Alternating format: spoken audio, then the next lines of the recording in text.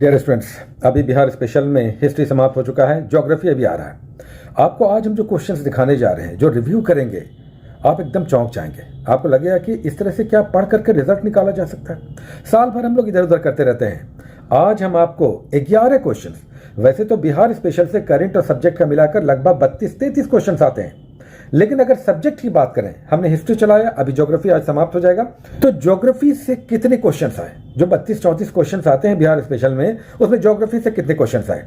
Last exam देखते हैं जो 12 फरवरी 2023 को हुआ, जो 68वीं बीपीएससी का एग्जामिनेशन था, और इसमें ज्योग्राफी से करंट और सब्जेक्ट मिलाकर 11 क्वेश्चंस आए। 11 क्वेश्चन। और आज जो हम आपको दिखाएंगे, आपका आंख खुल जाएगा। इन 11 में से 10 क्वेश्चंस बिल्कुल आसान आपको लगने लगेंगे कि ये हमने पढ़ा था या हमें पढ़ना चाहिए था। ये क्वेश्चंस ऐसे आ जाते हैं, इतने आसान बन जाते हैं। तो चलिए आज देखते हैं इन 11 क्वेश्चंस को, जिसमें केवल एक क्वेश्चन नहीं हमें मिला, लेकिन 10 क्वेश्चंस इन रो लगातार आपको हम मिलाकर दिखाएंगे। और वो भी क्या, आपकी जो बुक है, जो भी आपके पास बुक है, सब्जेक्टिव और एक करंट अफेयर्स, बिहार का स्पीडी का करंट अफेयर्स शानदार निकाला। हम सदैव रेगुलर आपको कहते रहे, बहुत सारे लोगों ने नहीं लिया। कुछ लोग कहते हैं, जो नए छात्र होते हैं, सर किताब का प्रचार करते हैं। चलिए आज के क्वेश्चंस देखते हैं, जो बिहार स्पेशल में अभी हम लोग ज्योग्राफी चला रहे हैं। इस ज्योग्राफी से 32-33 क्वेश्चंस में से 11 क्वेश्चंस आए पिछले एग्जामिनेशन में। पहला क्वेश्चन उठाते हैं, 81 नंबर क्वेश्चन। ये देखिए, यहां पर जिला आधारित करंट अफेयर्स है 2022-23, किसमें? स्पीडी के बिहार स्पेशल में, क्योंकि हम जानते हैं कि इससे क्वेश्चंस कितने आ सकते हैं और ये कितना प्रोडक्टिव है। हर डिस्ट्रिक्ट का जो करंट अफेयर्स है कुछ स्पेसिफिक है, वो दिया हुआ है। देखिए यहां पर दरभंगा में और जिला के साथ साथ स्पेसिफिक स्थान कादिराबाद भी दिया हुआ है, दरभंगा के कादिराबाद में।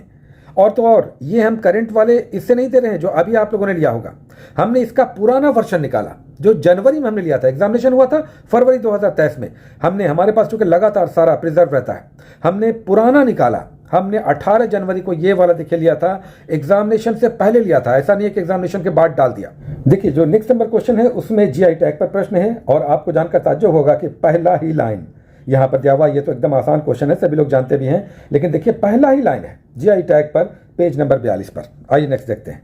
नेक्स्ट यहाँ पर जो 90 नंबर क्वेश्चन है, ये हम आपको जो दिखा रहे हैं सेट, ये ए सेट है। 90 नंबर क्वेश्चन देखिए, यहाँ पर पूछ रहा है कि बिहार में शहरीकरण का स्तर क्या था जो बाद में बढ़ गया।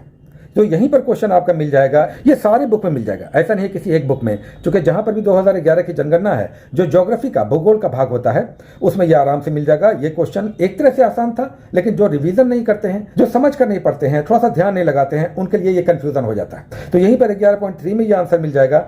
अब आइए एक और क्वेश्चन देखते हैं। ये देखने में काफी टफ लग रहा होगा जो लोग नहीं पढ़े हैं या फिर जिन लोगों का रिवीजन नहीं है। कोपेन का वर्गीकरण बहुत आसान होता है, एक बॉक्स बनाकर सारी बुक में दिया हुआ होता है। यहां पर दे रहा कि बिहार और उत्तर प्रदेश की जलवायु किस प्रकार की है। यहां पर आप देख सकते हैं, जलवायु टॉपिक में आप जाएंगे किताब में, सारी किताब में ये मिल जाएगा। ये आसान क्वेश्चन है, CWG, ये यहाँ की जलवायु है। अब आइए नेक्स्ट 104 नंबर क्वेश्चन। अब आप कहेंगे कि ये हम कहाँ खोजेंगे। हमने आपको सदैव कहा कि बिहार स्पीडी का जो करंट है ये वहां पे मिल जाएगा, और ये पेज तो हम सदैव करते हैं, इसे 2-3 बार पढ़िए। ये बहुत प्रोडक्टिव है, इसे में 2-3 क्वेश्चन लड़ सकते हैं। यहाँ पर देखिए लिख रहा है कि जिलों की बात कर रहा है, डिस्ट्रिक्ट, अधिकतर डिस्ट्रिक्ट बिहार के किन से लगती है। तो 3 राज्य हैं जिनसे बिहार की सीमाएं लगती हैं, और एक नेपाल से। यहाँ पर आप देखेंगे, ये आइए, ये करंट अफेयर से आपको दिखा रहे हैं, करंट अफेयर जो स्पीडी का है, उसमें देखिए यहाँ पर अगर आप देखेंगे तो उत्तर प्रदेश भी है और झारखंड भी है, 8 जिले। तो यहाँ पर आंसर हो जाएगा डी। ये क्वेश्चन देखिए थोड़ा सा ज़्यादा टफ है, चूँकि एकदम लास्ट पॉइंट पूछ रहा है। ये आप जाएंगे आधारभूत संरचना में, इंफ्रास्ट्रक्चर टॉपिक्स में आप जाएंगे ज्योग्राफी में बिहार के, तो वहाँ पर रेलवे आप पढ़ेंगे, वायुयान पढ़ेंगे, जल परिवहन पढ़ेंगे, लेकिन ये वाला नहीं मिला। तो केवल यही एक क्वेश्चन है 11 क्वेश्चन में जो हमें नहीं मिला। नेक्स्ट क्वेश्चन आइए देखते हैं, जो बहुत आसान है। हालांकि हो सकता है आप में से कुछ लोगों को ये टफ लगा होगा। ये बहुत आसान क्वेश्चन है। जब हमारे टॉपिक वाइज आप पढ़ते हैं तो आपको शुरुआत में ही लगेगा, और जब आप पढ़ेंगे तो ध्यान यहाँ पे जाना चाहिए। एक तो दिया हुआ है 1, 2, 3 करके, जिसमें रोहतास है, कैमूर है और जमुई जिले हैं। इनमें क्या मिलता है, आइए इसे बुक में दिखाते हैं, तब आपको आसान लगने लगेगा। देखिए बॉक्स बनाकर दिया हुआ है बिहार के प्रमुख खनिज, और पहला ही पायराइट है। पायराइट क्यों पहला है? चूंकि 95% पायराइट बिहार में होता है।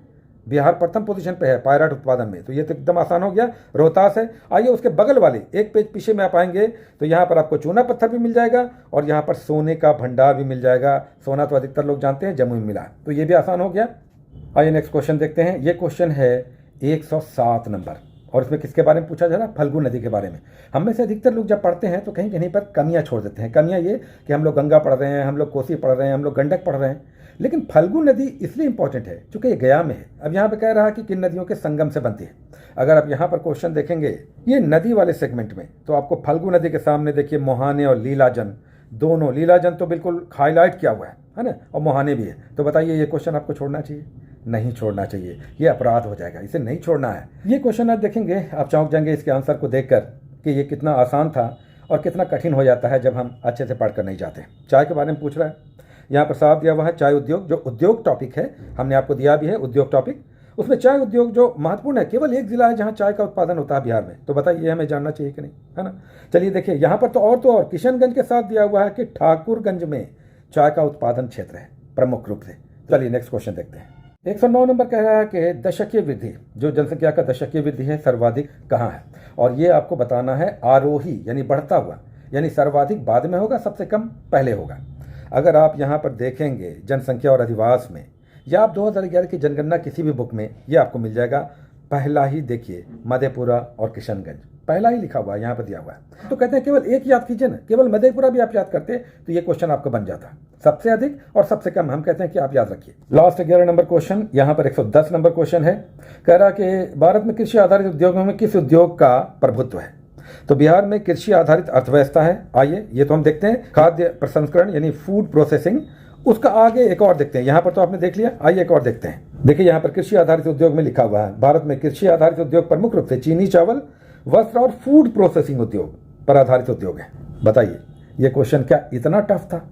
टफ हो सकता है अगर रिवीजन की कमी होगी, लेकिन क्या इतना टफ हो सकता है कि हम एग्जामिनेशन में क्वेश्चन गलत कर दें?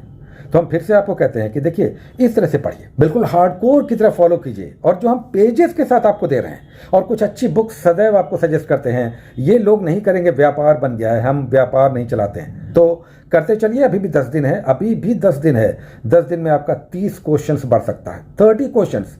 तो लगे रहिए, जुटे रहिए, मन में विश्वास रखिए। अंतिम समय तक युद्ध स्टार्ट हो चुका है, वॉर स्टार्ट हो गया है। अब तो युद्ध जब समाप्त होगा तब एनालिसिस करेंगे कि हमारे अंदर क्या कमी थी। अब युद्ध क्षेत्र में केवल फाइट चलेगा और इसमें हम विजय होंगे। बहुत सारी शुभकामनाएं, टेक केयर।